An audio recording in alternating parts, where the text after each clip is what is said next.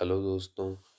Last video में हमने पढ़ा कि कैसे अंग्रेज़ों ने सिंध के ऊपर जीत हासिल की और किस प्रकार उसे हमारे ब्रिटिश इंडिया में यूज किया तथा सिंध को एक बफर स्टेट के रूप में यूज करने के भी उनके कुछ कारण थे।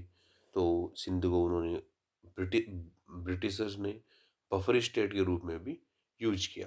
उसके बाद में अब हम पढ़ेंगे उसके नॉर्थ में स्थित एक बड़ा स्टेट जिसको जिसे पंजाब बोलते हैं, उसको कैसे उन्होंने उसकी कॉन्क्वेस्ट की, किस प्रकार भाई क्या ऐसी-ऐसी परिस्थितियाँ थी जिन्होंने अंग्रेज़ों को सहायता की कि वो इन्हें या फिर पंजाब को कॉन्क्वेस्ट कर सके।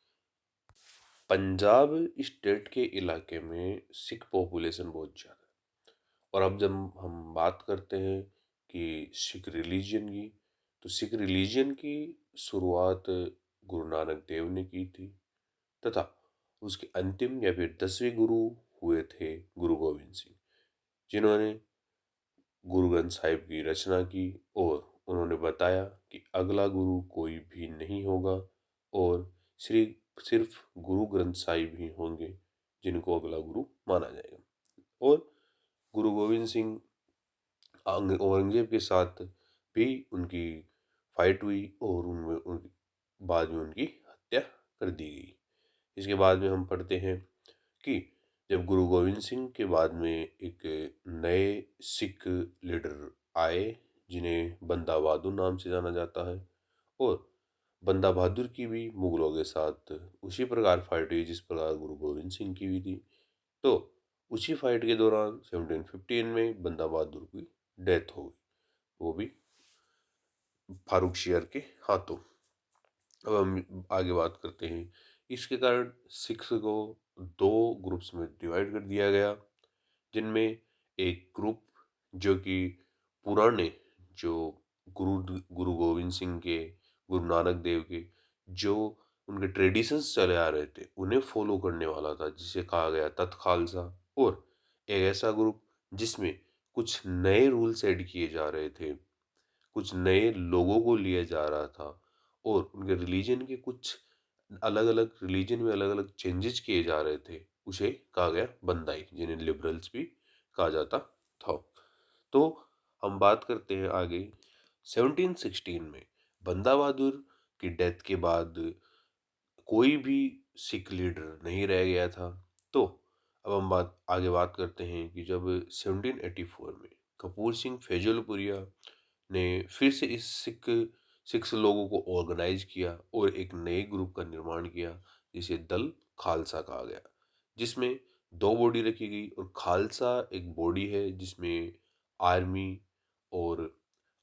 और जो ऐसे लोग जो फाइट कर सकते हैं उनको रखा जाता है, जिसमें खालसा बॉडी के अंदर दो ग्रुप्स आए, जिसे एक तो बुढ़ा दल या फिर ओल्ड आर्मी कही गई जिसे, और एक था तरुण दल जिसमें यंग आर्मी थी।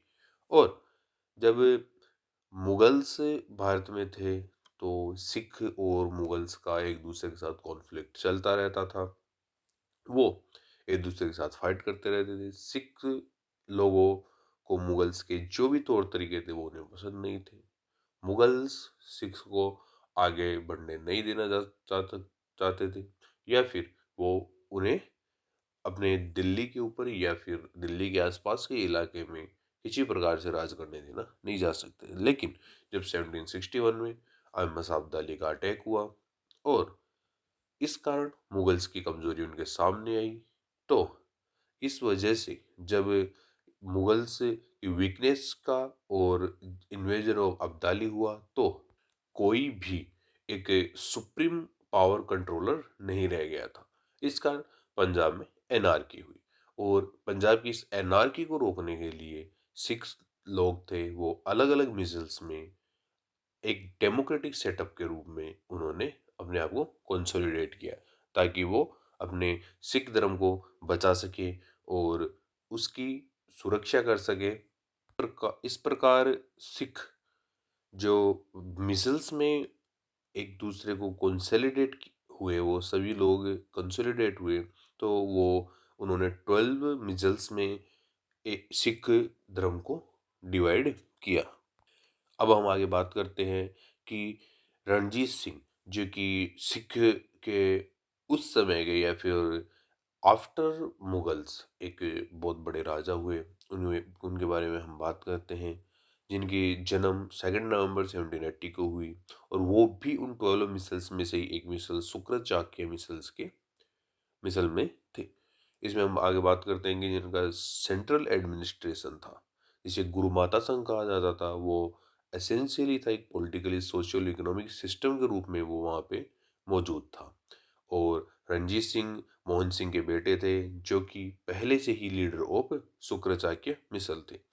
और जब हम बात करें कि जब मोहन सिंह या फिर मोहन सिंह की डेथ बहुत ही जल्दी हो गई, रणजीत सिंह उस समय 12 ईयर्स के ही थे, लेकिन रणजीत सिंह 12 ईयर्स के होने के बाद भी उन्होंने पॉलिटिकल अफेयर्स में और फिर जो स्टेट की या फिर अपने मिज़ल की जो राजनीति थी उसके अंदर अच्छा कार्य किया। उन्होंने अपनी एक विद्वानता को, अपनी बुद्धिमत्ता को दिखाया। इस कारण उन्होंने अपने जो मिज़ल थी उसको आगे बढ़ाया, और जिसके बाद में हम बात करते हैं कि उन्होंने पंजाब के जो डेवलपमेंट के लिए उन्होंने ब्लड एंड आयरन की भी पॉलिसी अपनाई। तब उनकी इस प्रकार की काबिलियत को देखकर जो अफ़गानिस्तान के रूलर थे ज़मान शाह, उन्होंने 1799 में रणजीत सिंह को as a governor of Lahore appoint किया। उसके बाद में हम बात करते हैं कि जब 1805 में रणजीत सिंह ने जम्मू और अमृतसर को भी एक्वायर कर लिया, जिसमें उन्होंने अपनी पॉलिटिकल कैपिटल के रूप में लाहौर को रखा तथा अपने रिलीजियस कैपिटल के रूप में अमृतसर को रखा, ताकि वो अपने अपने लोगों के लिए वो डेवलपमेंट कर सके।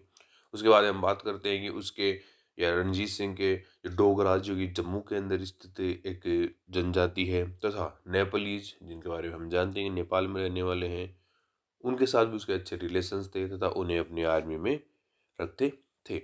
हम जब बात करते हैं क्या है कि रणजीत सिंह और जो ब्रिटिशर्स थे उनके कैसे रिश्ते किस प्रकार के थे, क्या-क्या उनके बीच में प्रॉब्लम्स थी और क्या-क्या उनके बीच में फ्रेंडशिप की बात थी। हम जब बात करते हैं, और ये एक ऐसा दौर चल रहा था जिसमें एक फ्रेंच रशियन इन्वेजन की भारत के ऊपर चांसेस बन रहे थे, कि एक पॉसिबिलिटी थी कि वो नॉर्थ साइड से या फिर लैंड रूट से भारत की तरफ आएंगे, भारत के ऊपर अटैक करेंगे, और जो भी ये ब्रिटिश भारत के अंदर रह रहे हैं इन्हें यहाँ से एक्सक्लूड करेंगे और खुद का अपने यहाँ पे राज चलाएंगे। इसलिए 1807 में लॉर्ड मिंटो ने चार्ल्स मेटकाफ को लाहौर भेजा, ताकि वो रणजीत सिंह के पास जाए और उनसे एक अलायंस की बात करे। लेकिन रणजीत सिंह ने इसके बारे में रिफ्यूज़ कर दिया कि हमें कोई भी अलायंस नहीं करनी है। पर उसके बाद में कुछ परिस्थितियाँ और कुछ समझाने के बाद में उन्होंने अंग्रेज़ों के साथ एक ट्रीटी की, जिसे ट्रीटी ऑफ अमृतसर के नाम से जाना जाता है, जिसे अप्रैल 25 1809 को साइन किया गया।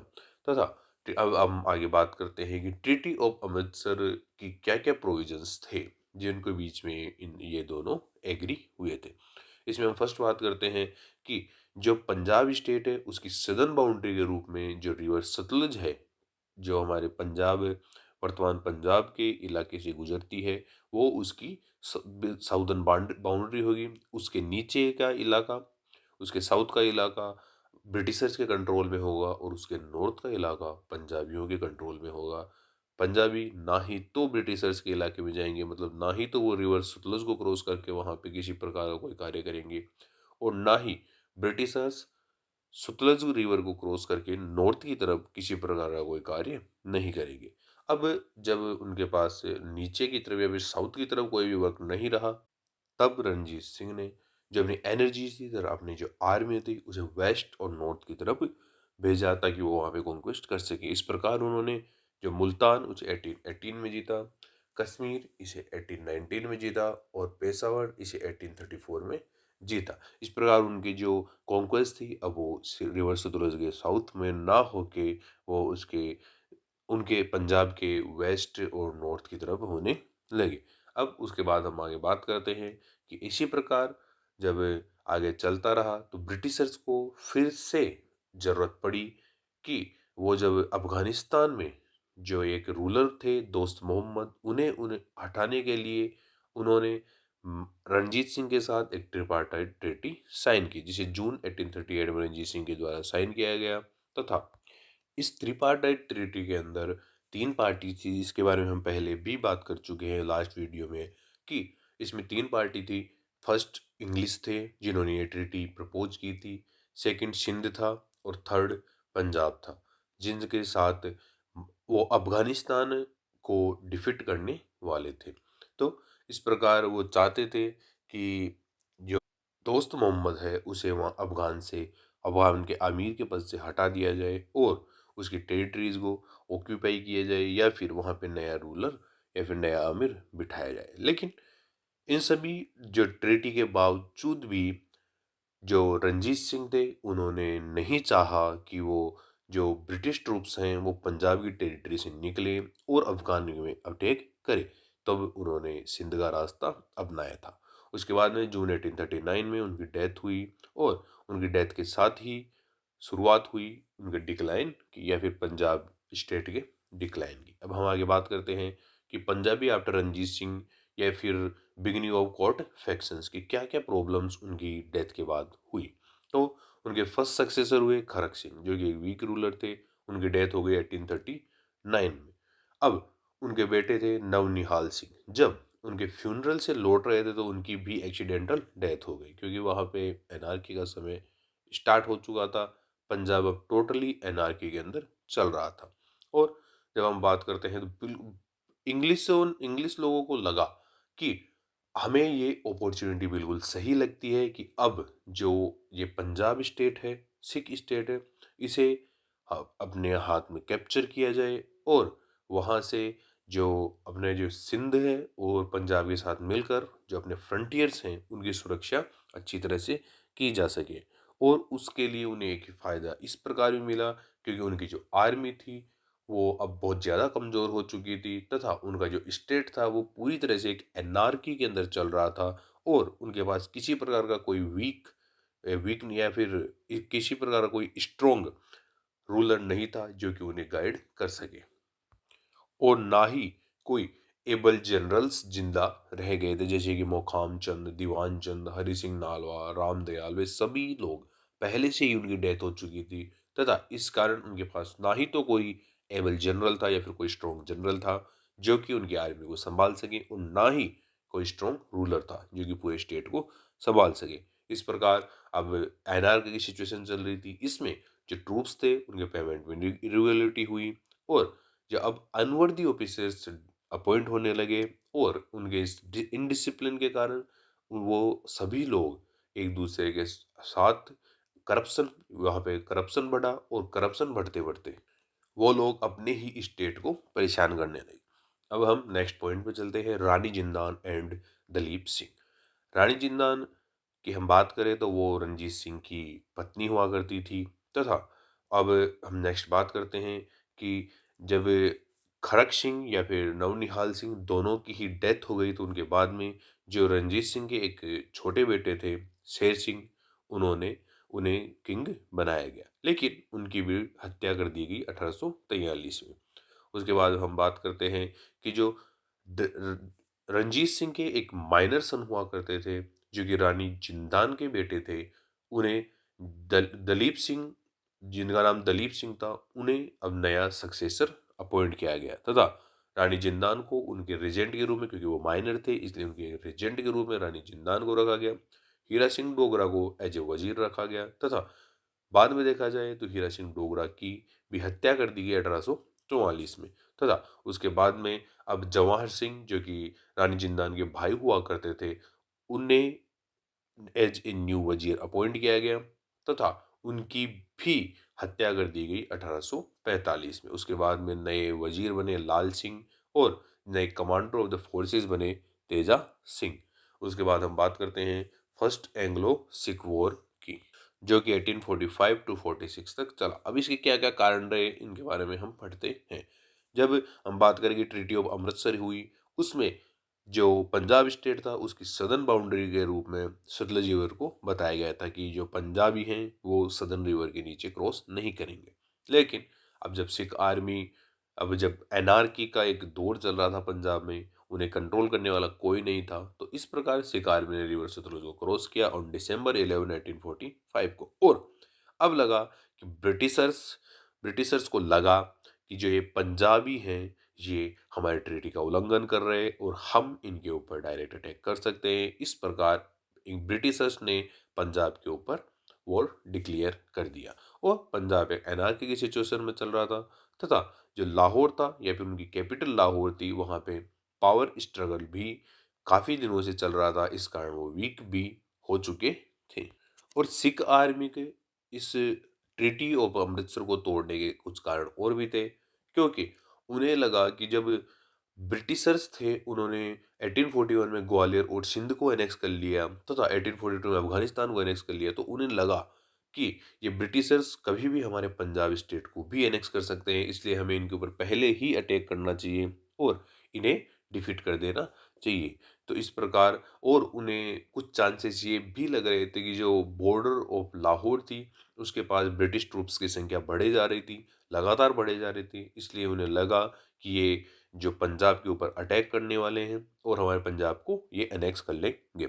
उसके बाद हम बात करते हैं कि कोर्स ऑफ वॉर, कि ये वॉर दिसंबर 1845 में स्टार्ट हुआ, जिसमें 20 से 30,000 ट्रूप्स ब्रिटिश साइड में थे और 50,000, लगभग 50,000 ट्रूप्स सिख साइड में थे, जो कि कमांडर लाल सिंह के अंडर में थे। उसके बाद फाइट हुई और उसमें लाल सिंह और तेजा सिंह ने धोखा किया, जिस वजह से ब्रिटिशर्स की लगातार 5 हार हुई, जिसमें फर्स्ट हार उनकी मुडकी में, जिसमें दिसंबर 18 1845 को हुई। फिरोज शाह में दिसंबर 21 22 1845 को हुई। बुडेलवार और अलीवाल में उनकी जनवरी 28 1846 को हुई। सोबरावन में उनकी फेब 10 1846 को। तो उसके बाद में लाहौर को तो उन्होंने विदाउट फाइट ही जीत लिया, क्योंकि वहाँ पे कुछ आर्मी या फिर किसी भी प्रकार के कोई मूवमेंट नहीं थे, तो उन्होंने फेब 20 1846 को लाहौर को भी जीत लिया। और उसके बाद में उन्होंने सिक्स के साथ एक ट्रीटी ऑफ लाहौर की, जिसे मार्च 8 1846 को साइन किया गया। अब हम आगे बात करते हैं ट्रीटी ऑफ लाहौर के प्रोविजंस के बारे में, जिसने ब्रिटिशर्स ने 1 करोड़ रुपए वॉर इंडेमनिटी मांगी सिक्स से, और जालंधर दोआब, जो कि ब्यास और सुतलज रिवर के बीच में स्थित एक दोआब था या फिर दो नदियों के बीच में स्थित एक इलाका था, काफ़ी फर्टिलाइज्ड इलाका था, तो उसको भी कंपनी ने एनेक्स कर लिया, तथा उन्होंने लाहौर में अपना एक ब्रिटिश रेजिडेंट रखा, जिसे हेनरी लॉरेंस को ब्रिटिश रेजिडेंट के रूप में वहाँ पे रखा। और जो सिख आर्मी थी उसकी स्ट्रेंथ को रिड्यूस कर दिया गया।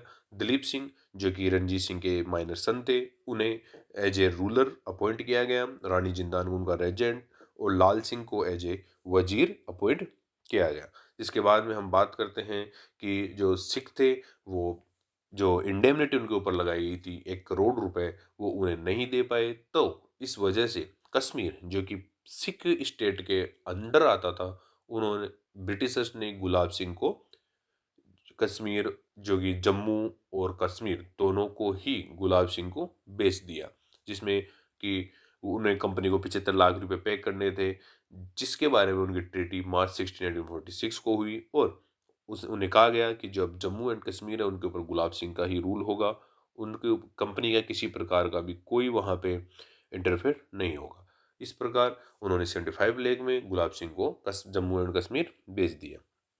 अब हम आगे बात करते हैं कि ट्रीटी ऑफ भैरोवाल, जब कश्मीर को गुलाब सिंह को बेच दिया गया, तो सिख्स को लगा कि ये तो उनकी जो अथॉरिटी है उसके ऊपर डायरेक्ट चैलेंज है, तथा ये जो ब्रिटिशर्स हैं ये हमारे साथ गलत कर रहे हैं, इसलिए उन्होंने उन्हें ट्रीटी ऑफ लाहौर गलत लगी, जिस वजह से उन्होंने दिसंबर 1846 में रिबेल कर दिया, जिसके कारण फिर से एक ट्रीटी ऑफ भैरोवाल साइन की गई, जिसके अंदर उनके प्रोविजंस अलग-अलग थे। उसमें नए प्रोविजंस जोड़े गए कि रानी जिंदान को रेजेंट के रूप में रिमूव कर दिया गया, तथा वहाँ पे एक जो काउंसिल, जो उस पंजाब स्टेट को चलाने के लिए काउंसिल गठित की गई, जिस काउंसिल में 8 सिख सरदार होंगे और उसके president as a Henry Lawrence, जो कि वहाँ के ब्रिटिश रेजिडेंट थे या फिर ब्रिटिश रेजिडेंट थे, उन्हें ही उन्हें उसका प्रेसिडेंट बनाया गया। अब हम उसके बाद बात करते हैं सेकेंड एंग्लो सिख वॉर की, जिसकी शुरुआत 1848 में हुई तथा एंड 1849 में हुआ, कि इसके क्या-क्या कारण थे और क्या इसके परिणाम रहे। अब हम इसके बात करते हैं कि क्या-क्या इसके कारण रहे।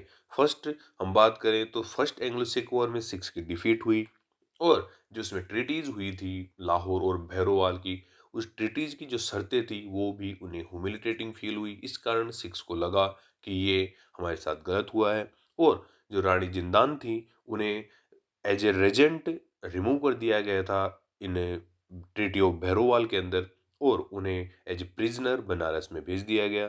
तो इस कारण जो रिसेंटमेंट थे सिख्स के वो भी जाग गए और जो कि मुल्तान के इलाके के अंदर जो गवर्नर थे मूलराज उनको भी हटा गए क्योंकि वो रेवेन्यू एनुअल रेवेन्यू का था वो रिकॉर्ड कंपनी को सही नहीं दे पा रहे थे, इसलिए उन्हें भी हटा गए। उन्हें उनकी जगह नया सिख गवर्नर लाया गया।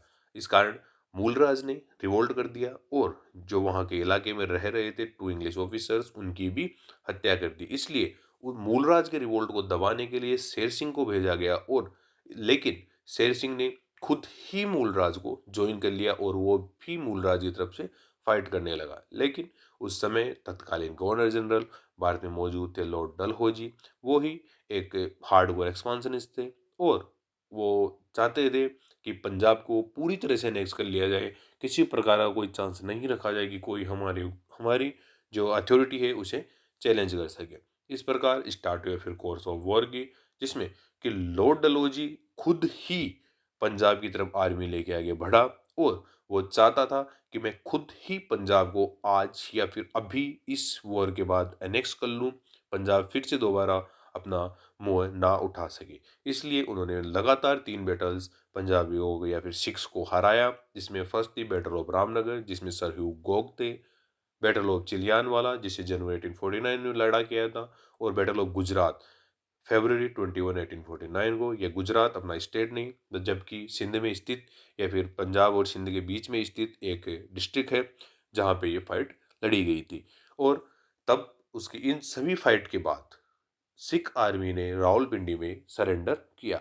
तो ये सिख्स की बहुत बड़ी डिफीट थी और ब्रिटिशर्स की बहुत बड़ी जीत थी। इस बाद जब सिख आर्मी और शेर सिंह दोनों ने ही एक साथ सरेंडर किया 1849 में, हम इसके रिजल्ट की बात करते हैं तो पंजाब का ब्रिटिशर्स के द्वारा पूरी तरह से अनेक्सेशन कर लिया गया तथा जो वहाँ पंजाब की जो रूल था या फिर वहाँ उसकी जो गवर्नमेंट थी उसे चलाने के लिए 3 मेंबर का एक बोर्ड गठित किया गया जिसमें 2 तो लॉरेंस ब्रदर्स ही थे, हेनरी लॉरेंस और जॉन लॉरेंस। और हेनरी लॉरेंस तो पहले से ही वहाँ पे मौजूद थे एज ए ब्रिटिश रेजिडेंट और थर्ड उन्हें उन्हें अपॉइंट किया गया वो थे चार्ल्स मंसेल।